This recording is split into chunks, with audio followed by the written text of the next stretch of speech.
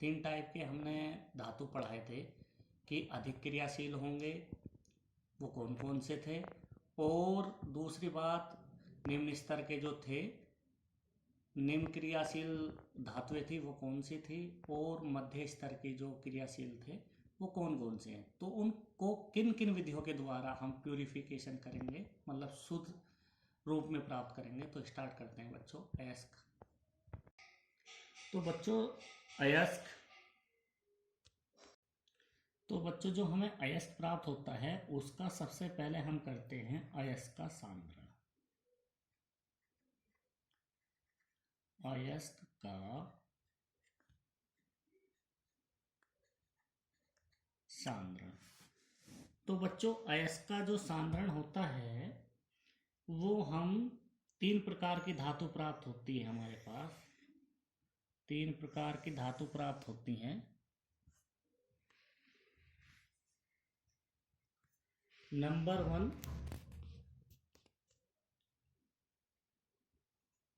उच्च अभिक्रियाशील धातु। उच्च अभिक्रियाशील धातुएं,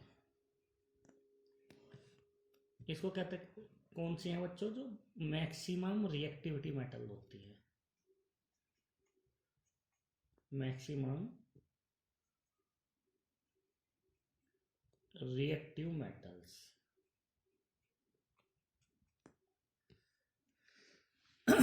दूसरा बच्चों होता है मध्यम अभिक्रियाशील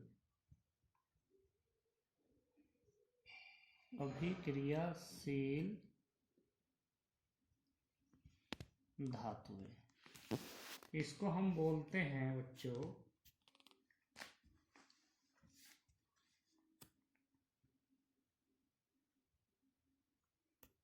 मॉडरेट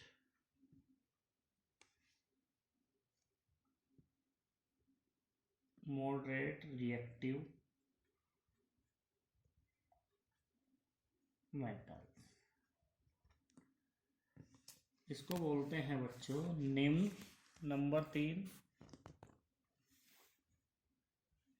निम्न अभिक्रियाशील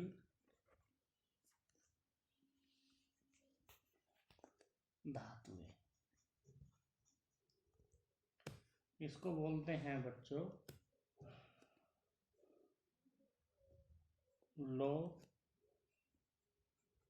रिएक्टिव मेटल्स। तो बच्चों नंबर 1 पर जो हमारी उच्च अभिक्रियाशील धातु होती हैं उसको सर्वप्रथम हम गलित धातु बनाते हैं। गलित धातु का विद्युत अपघटन। तो जो गलित धातु में प्राप्त होती है उसका हम विद्युत अपघटन कराते हैं बच्चों। अब विद्युत अपघटन कराते हैं। विद्युत अपघटन का क्या मतलब है बच्चों, हमारे जो धातु हैं उनमें से आयंस प्राप्त होते हैं, तो विद्युत अपघटन हमें प्राप्त होगा। उसके बाद उस धातु के अपघटन करने के बाद उसका शुद्धिकरण करेंगे, उसको प्योर करेंगे, रिफाइनिंग करेंगे। रिफाइनिंग ऑफ मेटल, शुद्धिकरण अर्थात रिफाइनिंग ऑफ मेटल करेंगे। इसको हम बोलते हैं electrolysis of molten arc. Electrolysis बोलते हैं बच्चों। शुद्धिकरण से हम शुद्ध धातु प्राप्त करते हैं। तो पहली विधि जो हमारी है इसको हम बोलते हैं प्योर मेटल प्राप्त हो जाता है। तो जो हमारी उच्च अभिक्रियाशील धातुएं हैं, उच्च अभिक्रियाशील धातु है, उनको हम गलित धातु बनाएंगे पहले, उसके बाद उनका विद्युत अपघटन कराते हैं। विद्युत अपघटन को हम बोलते हैं इलेक्ट्रोलाइसिस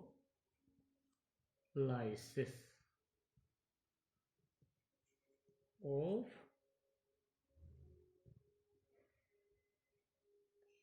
मोल्टन आर। उसके बाद बच्चों शुद्धिकरण करते हैं धातु का, जो धातु प्राप्त होती है, रिफाइनिंग ऑफ मेटल, धातु जो प्राप्त होती है उसका शुद्धिकरण, फिर हमें शुद्ध धातु प्राप्त होती है। इसी प्रकार हमारा दूसरा है मॉडरेट रिएक्टिव मेटल, अर्थात मध्य अभिक्रियाशील धातुएं। तो हमारी जो ये धातुएं होती हैं मॉडरेट वाली, जो मध्यम की होती है, वो दो टाइप की प्राप्त होती है हमारे पास। एक बच्चों प्राप्त होते हैं, उनके कार्बोनेट एस मिलते हैं, कार्बोनेट एस प्राप्त होंगे, या हमें सल्फाइड एस प्राप्त होंगे, सल्फाइड एस। यदि बच्चों कार्बोनेट एस है तो उसका हम, जब कार्बोनेट एस होता है उसका हम निस्तापन करते हैं, निस्तापन, निस्तापन इसको बोलते हैं बच्चों हम कैल्सिनेशन, निस्तापन को बोलते हैं कैल्सिनेशन। तो कैल्सिनेशन क्या होता है कि जब हम वायु की अनुपस्थिति में, बच्चों वायु की अनुपस्थिति में हम उसके गलनांक को कम ताप पर गर्म करके अयस्क से धातु प्राप्त करते हैं, उसको हम बोलते हैं निस्तापन बच्चों। तो बच्चों जब सल्फाइड अयस्क होता है, सल्फाइड अयस्क को हम करते हैं भर्जन, भर्जन को बोलते हैं हम रोस्टिंग, भर्जन को बोलते हम रोस्टिंग। ये हम क्या करते हैं, वायु को नियंत्रित करके, उसमें तो निस्तापन में तो वायु एब्सेंट रहती है और एयर जो है हमारी एब्सेंट रहती है, लेकिन इसमें जो है भर्जन, जब भी सल्फाइड अयस्क होगा उसमें हम हमेशा ही रोस्टिंग करेंगे, अर्थात भर्जन की अभिक्रिया करेंगे, अर्थात उसमें हम ऑक्सीजन को नियंत्रित करके अभिक्रिया कराएंगे।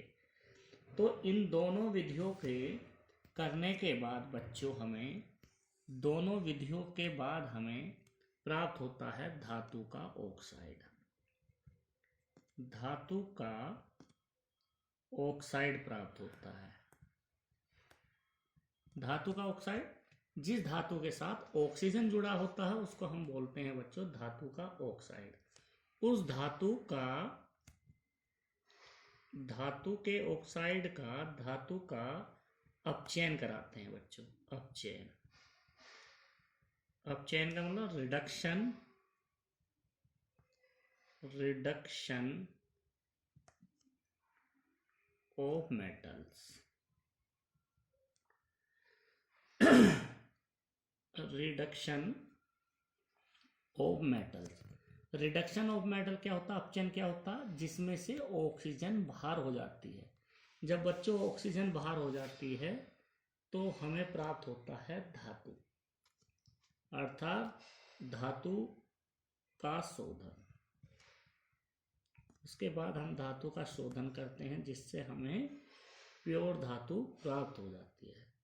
धातु का शोधन करने के बाद हमें प्योर शुद्ध धातु प्राप्त होती है, शुद्ध धातु प्राप्त होती है। तो बच्चों एक बार फिर बताएं, जो मॉडरेट अभिक्रिया है, मध्यम अभिक्रियाशील धातु है, उसमें दो प्रकार के अयस्क बनते हैं, नंबर 1 कार्बोनेट, दूसरा सल्फाइड अयस्क। जब कार्बोनेट अयस्क बनते हैं तो उसका हम निस्तापन करते हैं, कैल्सिनेशन करते हैं। कैल्सिनेशन का मतलब जहां ऑक्सीजन की उपस्थिति नहीं होती है बच्चों, तो जहां हम कार्बोनेट अयस्क होंगे, मॉडरेट हमारी अभिक्रियाशील धातुएं होंगी, वहां हम निस्तापन कराएंगे, और जहां सल्फाइड अयस्क होंगे वहां ऑक्सीजन की नियंत्रित मात्रा पर रोस्टिंग करेंगे अर्थात भर्जन करेंगे। तो उन दोनों अभिक्रिया के बाद धातु का ऑक्साइड प्राप्त होगा, अर्थात धातु के साथ ऑक्सीजन प्राप्त होगा। उसको ऑक्सीजन को रिमूव करने के लिए, ऑक्सीजन को हटाने के लिए धातु का अपचयन करेंगे, रिडक्शन ऑफ मेटल। उसके बाद धातु का शोधन करेंगे, प्यूरिफिकेशन करेंगे, रिफाइनिंग करेंगे, उसके बाद हमें शुद्ध धातु प्राप्त होगी। इसी प्रकार तीसरी जो हमारा है निम्न अभिक्रियाशील धातु, लो रिएक्टिव मेटल्स के लिए, उसमें हमारे बच्चों सल्फाइड अयस्क प्राप्त होता है। सल्फाइड अयस्क प्राप्त होता है, सल्फाइड अयस्क। जैसे ही सल्फाइड अयस्क हमें मिलता है तो बच्चों मॉडरेट जो था हमारा, जो मध्यम अभिक्रियाशील धातु था, उसमें भी हमारा सल्फाइड अयस्क प्राप्त हो रहा था, उसमें भी हम भर्जन करते थे। तो इसमें भी हम बच्चों सल्फाइड अयस्क प्राप्त हो रहा, तो यहाँ पर हम भर्जन करेंगे। भर्जन का मतलब क्या है? रोस्टिंग करेंगे, रोस्टिंग अभिक्रिया करेंगे। इसका मतलब क्या है? ऑक्सीजन को सीमित या निश्चित मात्रा की उपस्थिति में हम अभिक्रिया जब कराते हैं उसको हम भर्जन बोलते हैं। फिर बच्चों भर्जन के बाद हम धातु का ऑक्साइड प्राप्त होगा।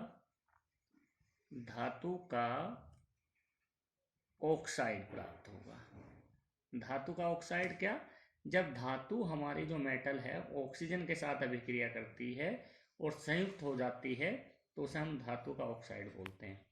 धातु का ऑक्साइड से बच्चों हमें धातु प्राप्त होती है, लेकिन ये धातु प्योर मात्रा में प्राप्त नहीं होती है, तो उसका हम परिष्करण करते हैं।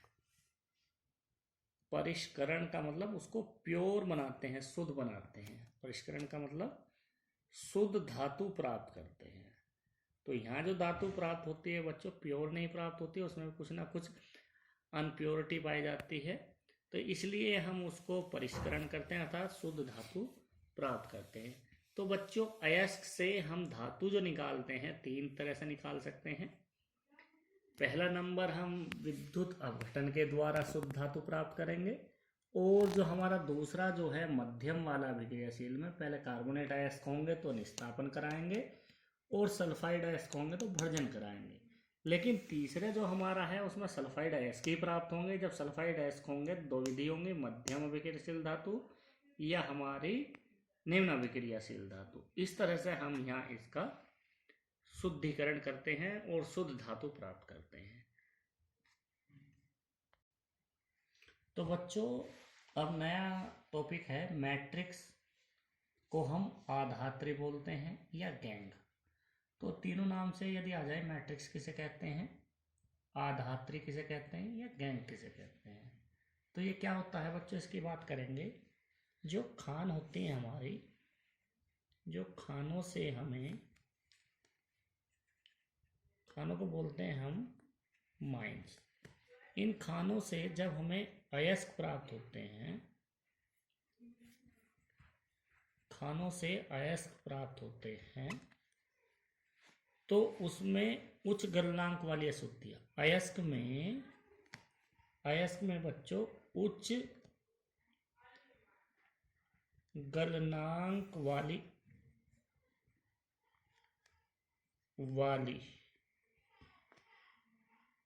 अशुद्धियां प्राप्त होती हैं। जैसे बच्चों रेत, जिसको हम बोलते हैं SiO2, सिलिका जिसे बोलते हैं, पत्थर, कंकड़,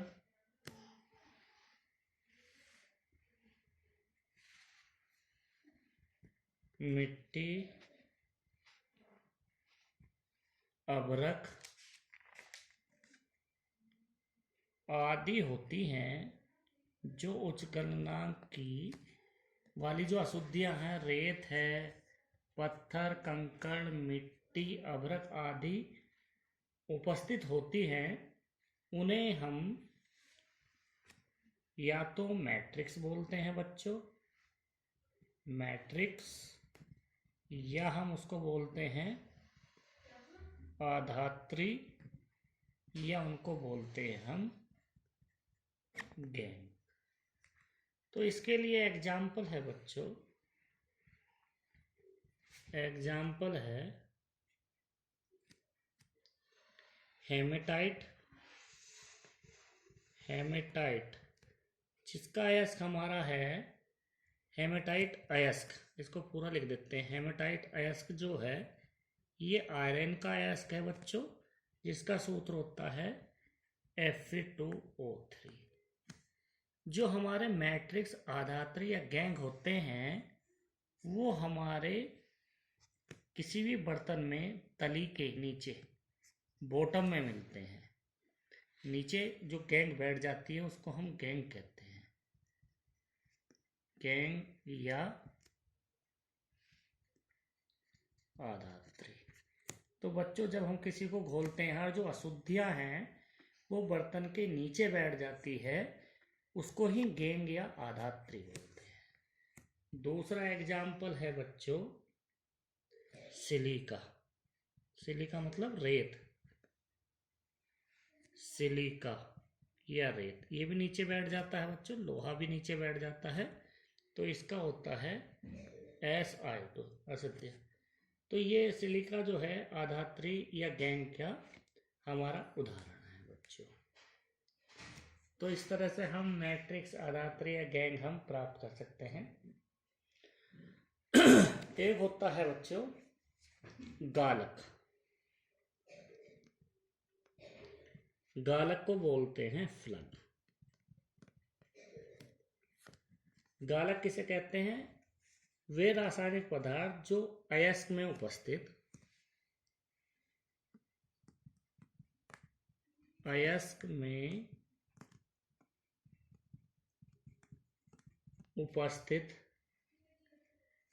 जो अयस्क में उपस्थित होती हैं, कौन सी? अगलनीय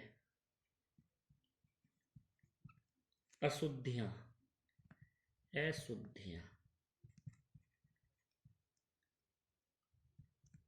जो अगलनीय, जो गलती नहीं है, मतलब जो हम मेल्ट नहीं करते हैं या घुलती नहीं है, उनको अगलनीय अशुद्धियां होती हैं। उन्हें गलनीय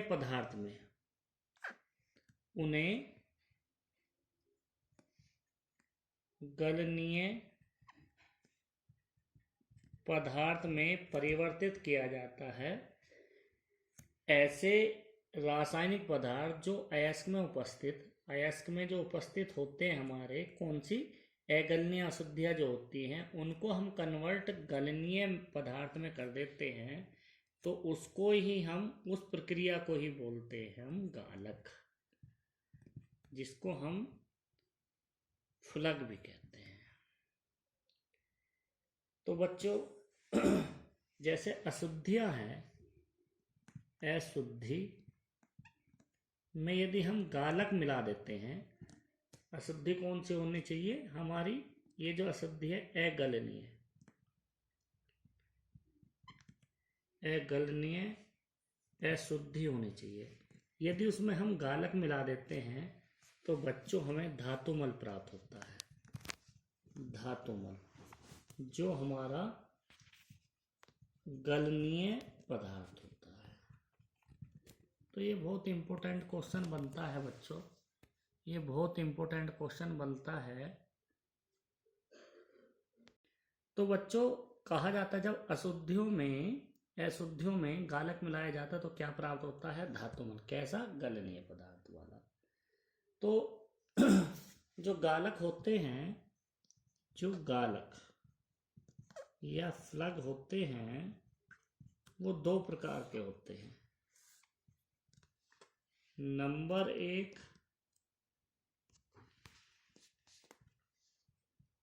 अम्लीय गालक, नंबर 2 क्षारीय गालक। अम्लीय गालक को हम बोलते हैं बच्चों